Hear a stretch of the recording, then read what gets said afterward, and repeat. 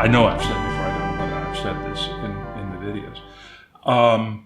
Basilisk Station is the first novel in the series, and it has served as the hook for a huge number of people because it's introducing Honor, it's introducing, all this.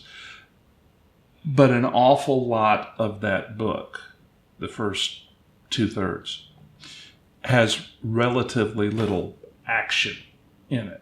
Okay, no exploding starships, kind of thing. People may not believe this, okay, but exploding starships are secondary to the story. Okay, I know they're going to find that hard to believe because of how many I blow up, but it's a frame for what the stories are really about, if you follow me. And that's clearest in the Honorverse books. That's clearest in Basilisk. Okay. The problem is that for a movie production, you need the action to come sooner. Mm-hmm. Okay.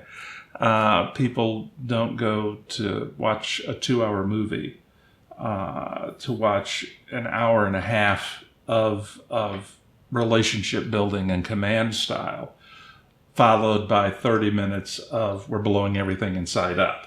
Okay, I mean, it might actually work. It could very well work, but you're not going to get financial backers to back a movie that does that.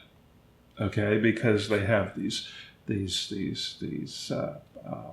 formulas and recipes that, and I'm not saying that that movies are all cookie cutters. Some of them are, but what I am saying is that there are certain guides that go into building a screenplay that people will then invest in.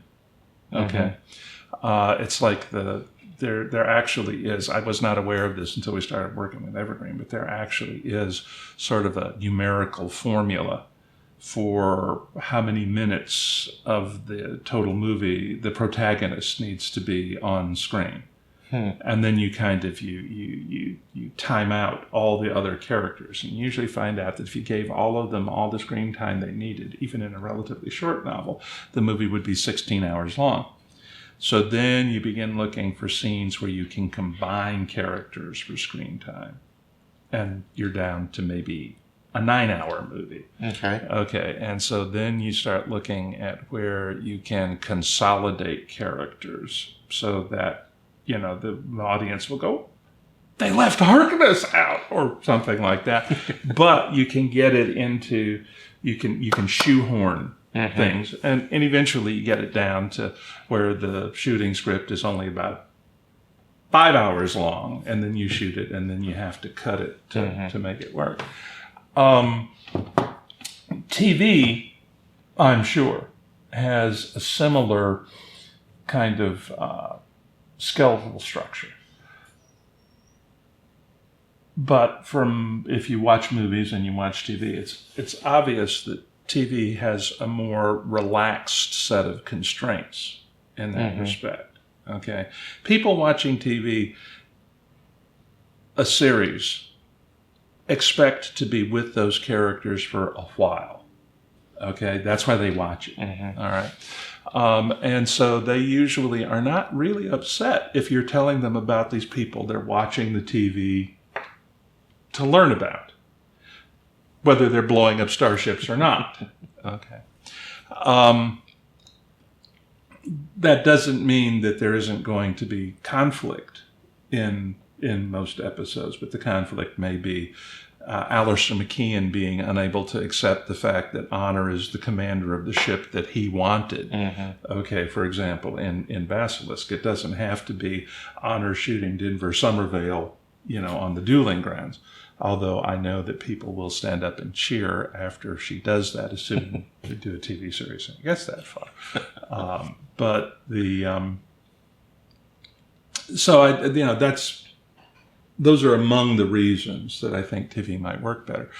And I have to say that the production values on TV are so much better than they were that I don't think the audience is going to lose that sense of being pulled into just because it's TV instead of cinematic release. You know, we've only had the one conversation so far, and they went away. But I will say that the two people I was talking to were obviously familiar with the books, which is also good. And they were enthusiastic about the project, which is, you know, really good. I'm not sure that they had read Uncompromising Honor yet. I think they had. But I mean, when I was mentioning events out of Honor's life experience, they were tagging them to the books that it happened in. So they obviously are familiar with the canon, which is also a really good thing. There's a little bit, I'm approaching this kind of sort of the way that I approach cover art. Okay. I ran a small PR firm for several years. Okay. And along the way, working with artists, one of the things that I discovered was if you give the artist too much direction, you don't get the artist's best work. Okay. And I've kind of had that attitude towards cover art. David Mattingly on the Honor Harrington books. Okay. He will drop me an email and he'll say, okay, is she going to be in Grayson uniform or Manticoran uniform for this book? You know, and she's, you know, what are her exact, you know, rank insignia, et cetera, et cetera, et cetera.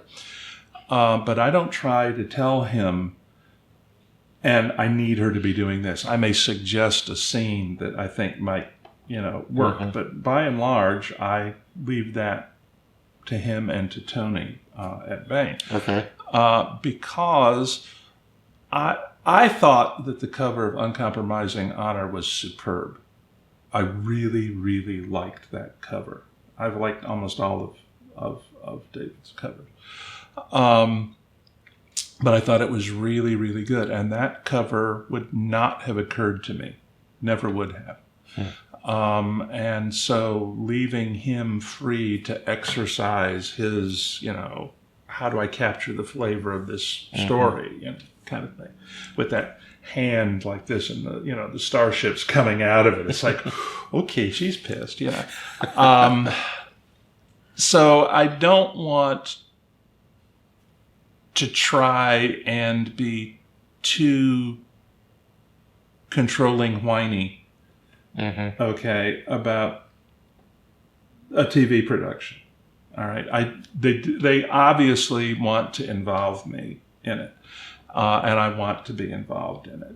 But I also need to remind myself that if they say something to me, they are talking about a medium in which they have a huge amount of experience.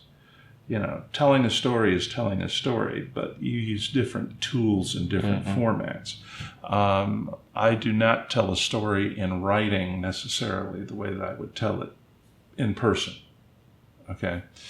I do actually talk like that, but yeah. But and I've always had a very conversational style of writing. But that's completely different from a medium in which you have such a huge visual component. And the nature of the way I tell stories is that every person out there has their own individual visualization of exactly what honor looks like. The covers give them direction, but